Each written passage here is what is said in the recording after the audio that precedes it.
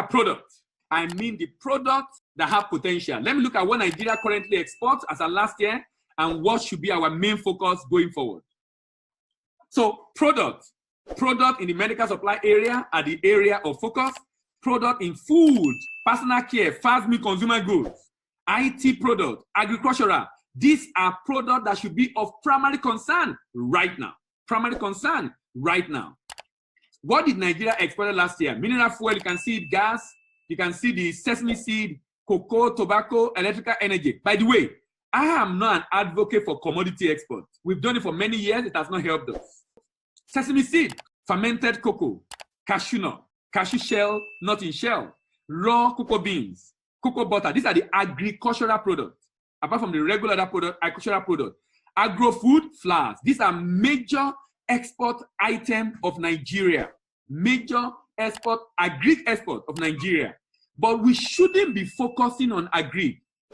Africa have been exporter of agricultural product for many years. But you know what I discovered? Despite how much export Africa is doing, Africa is contributing less than 3% of the total trade in the world. Why? Because Africa have largely concentrated on raw commodities. One of the things we must stop is raw commodities. We must stop raw commodities. Why must we stop raw commodities? We must stop raw commodities because it has not helped us. Let me put it in perspective. You see this cashew nut you see here?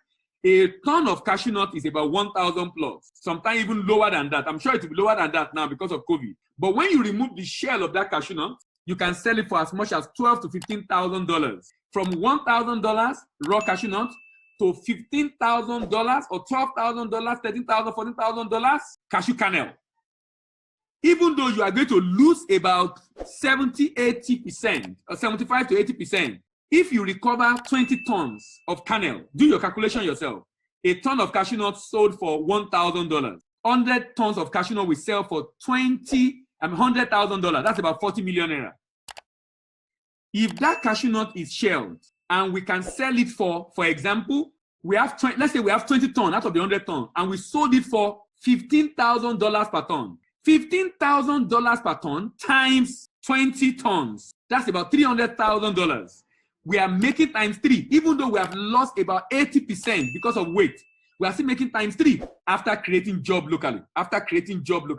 And we have not roasted it, we have only removed the shell. A company like Executive Choice is leading in that, roasting and exporting for many years, and it has improved over time. And I'll be showing you a lot of Nigerian brands today that are doing very well that you can consider. Like I said, don't think of setting up a factory. No, that's not the way to go.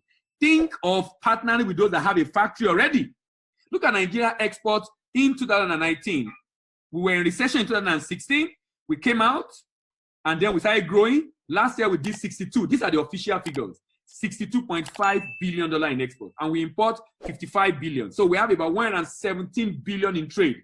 Nigerian trade is almost 30% of the GDP. So there's so much opportunity within the trade space in Nigeria, both on the import and export, particularly on the export. So much opportunity. With all that we have done, we are still very small. I mean, our GDP is less than 400 billion. We're still very, very small in terms of economic size, even though we have the huge population to drive the volume. Currently, food dominates African consumer spending, but this will gradually change as income rise. African population presently remain heavily dependent on foods, on cheap staple food, while the increased inclusion of meat in the diet has barely begun.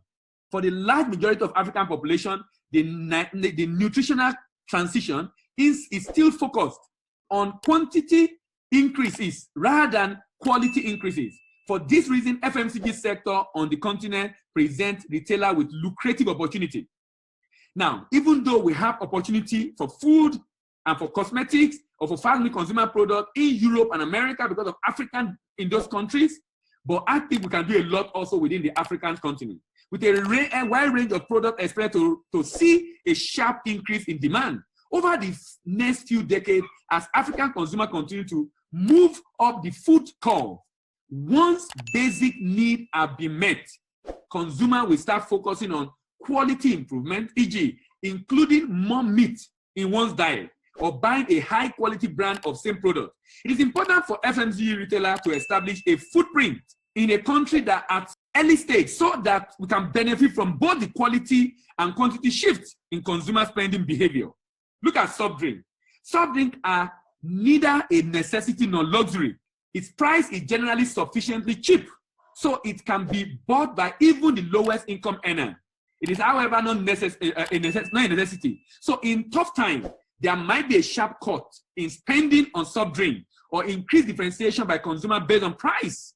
And at the same time, the quality of tap water in Africa is generally so bad that people will opt to buy soft drink, including bottled water. Do you know that Nigeria exports bottled water to North Africa by road from northern part of the country upward, where they can afford to do so? As a result, non-alcoholic beverage industry in Africa has access to potentially massive markets.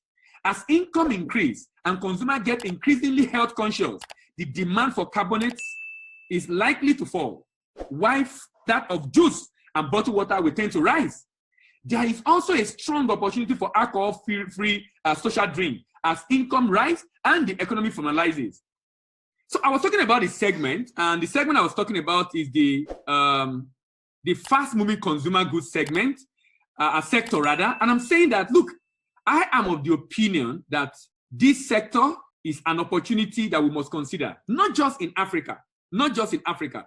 You know, it's so bad in North America that they were looking for tissue paper at some point because of COVID. So fast-moving consumer good is an opportunity for us right now, but we must package it very well. And I'll be showing you some products I've seen, and I know a couple of them are in Nigeria right now that you can partner with. Two things: either you just partner with them to be their distributor abroad, or they produce for you, whichever option you think works for you. But don't think of manufacturing yourself. Please don't think of producing yourself. The low-hanging fruit is for you to partner with the people who are looking for money to expand, but they are not able to expand right now. They are looking for money to expand, but they're not able to expand. Why? Because they won't get the money from the bank. But you can contribute to their expansion by partnering with them for contract production. This segment includes shampoo, toothpaste, soap, deodorant, makeup, and the like. The subsector has great potential for expansion in Africa. Apart from the usual reason, favorable demographic profile and strong economic growth, an added driver for this sector is that many Africans appear willing to spend a proportionately large share of their income on beauty products. This is at least partially driven by the entry of popular international brand names and sharp uptake of mobile telephony and increased internet access, which has resulted in Africans being more exposed to Western culture. Three other important factors that will underpin the growth of this industry in Africa over the long term are improving level of education, youthfulness of the population, and the rise of female independence. With regard to the last point, more women are now in labor force, and fertility rates are declining, which means that more money is available for spending on personal care. So I'm saying, there is African Continental Free Trade Area that Nigeria have signed, and that is a huge opportunity. So while you are looking at some Europe and America, please look at Africa. According to Euromotor International, the size of the beauty product in the Middle East and Africa was about $20 billion in 2011, around 4.8% of global total, with South Africa contributing 3.9 billion, while Nigeria, Kenya has the second and largest industry in Southern Africa, respectively. On global scale, toiletry accounts for 30% of total sales. Sometimes when you see some of this data, you'll be wondering, is this happening? I tell you, it is happening. You'll be shocked at how much is happening in some of these places and what's interesting about this is that because sometimes we don't work with data, we discount some of those sectors. On a global scale, toiletry accounts for 30% of total sales, skincare and hair each contribute further 20%, and makeup and fragrance 10% each.